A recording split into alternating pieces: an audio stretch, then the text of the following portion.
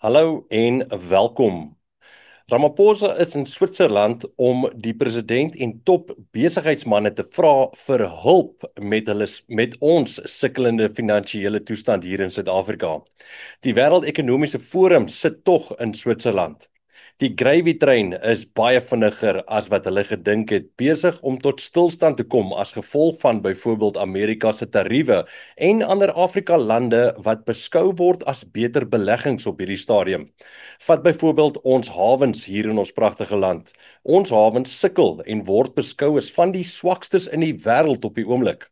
Namibië se hawe wat opgegradeer is daar in Walvis Bay floreer en baie van die skepe stop liewerster daar voordat hulle vir maande lank moet wag om hulle vragte hier in Suid-Afrika te kan aflaai.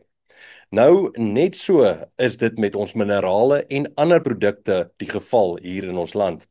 Suid-Afrika wou hulle tog die hub of die bron gemaak het waar ons van hier af alle produkte, minerale ensovoorts in Afrika in sou versprei, maar op die oomblik lyk dit of ons bietjie kort val.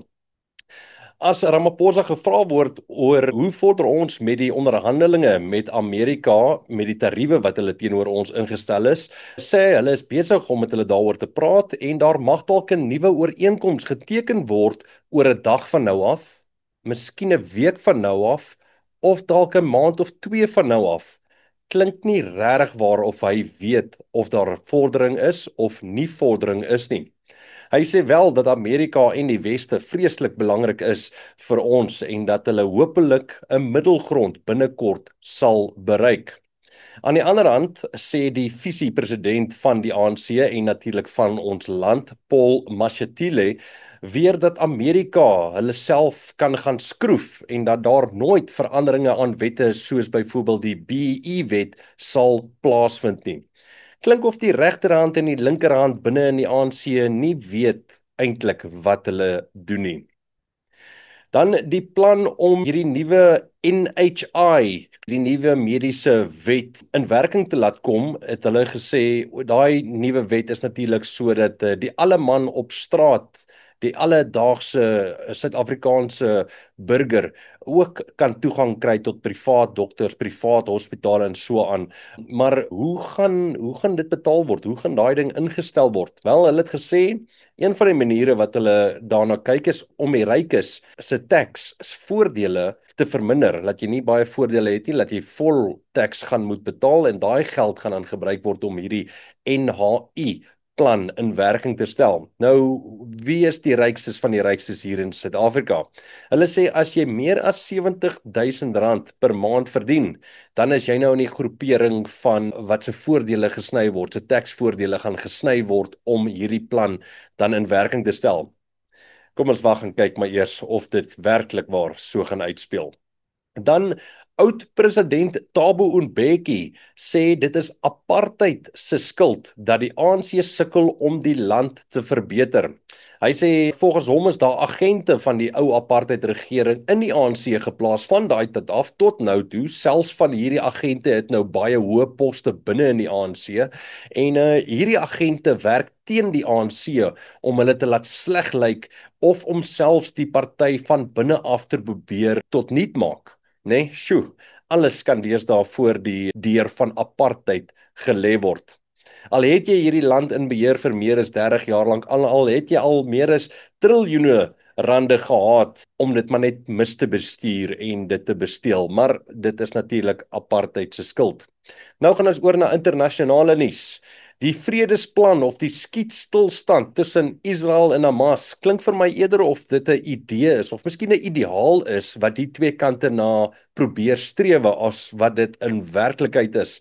Elke nou en dan hoor mens van Israel wat Hamas beskuldig dat hulle die ooreenkoms oortree het en laat hulle gaan terugslaan met aksie. En dan aan die ander hand doen Hamas ook presies dieselfde. Hulle beskuldig vir Israel en laat hulle weer op hulle kant gaan aksie neem. Maar weet jy wat? Dis net so een keer op 'n slag en dan gaan ons terug na die skietstilstand toe. En dan oor 'n paar dae is daar weer ietsie en ons gaan weer terug na die skietstilstand toe.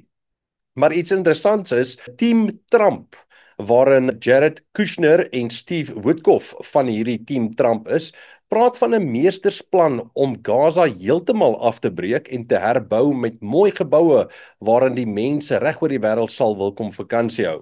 Die geld vir dit is nou klaar gereël en bymekaar gesit volgens hulle en hulle wag net ontspanning om te kan begin. Hulle het ook gesê hulle kan nie bou in die gedeeltes waar Hamas nog in beheer is nie. Luister gou hier. No reconstruction aid, no reconstruction funds will be going into areas that Hamas still controls. And as far as the demilitarization goes, once the ISF is up, there needs to be a security force that they can feel safe from, that in order for it to be the transition to be complete. So that needs to happen. Klink dit soos 'n plan om Gaza terug aan Hamas te gee? Of klink dit soos ons het planne, maar Hamas is nie regtig waar deel van dit nie? Rusland het die nuwe Oreshnik missiel, skus as ek dit dalk verkeerd uitspreek, ek doen 10-1, die Oreshnik missiel bekendgestel wat teen Mach 10 kan vlieg en veelvoudige atoombomme dra op een slag. Belarus het ook gesê dat hulle teen Desember van hierdie missiele in hulle land op hulle grense vir Rusland sal oprig. Dit beteken dat Parys in Frankryk binne 8 minute getref kan word en dat Londen in Engeland binne 9 minute getref kan word. Nou volgens Rusland en Belarus is dit om die speelveld gelyk te maak met Europa en NATO wat al vir jare lank hulle missiele en hulle grense nader na daardie twee lande toe skuif. Dan laastens, Donald Trump het met China president Xi Jinping gepraat oor hulle tariewe wat teen mekaar se lande ingestel is. Klink my Amerika sal nou binnekort weer kan rare aardmetale kry van China af en China sal weer kan soja invoer van Amerika af. Klink my ook daar mag dalk 'n olie en 'n gasooreenkoms gemaak word dat China van Amerika af dan sal koop. Hierdie is natuurlik met die verlaagde tariewe teenoor mekaar wat hulle dan nou ooreengekom het. Baie dankie vir die inskakel en die saamkyk. Ondersteun die kanaal gerus om te subscribe en te like, asook om kommentaar te lewer. Ons hou daarvan om die kommentare te lees en kyk waar ons dalk kan verbeter. Lekker dag verder en mooi loop.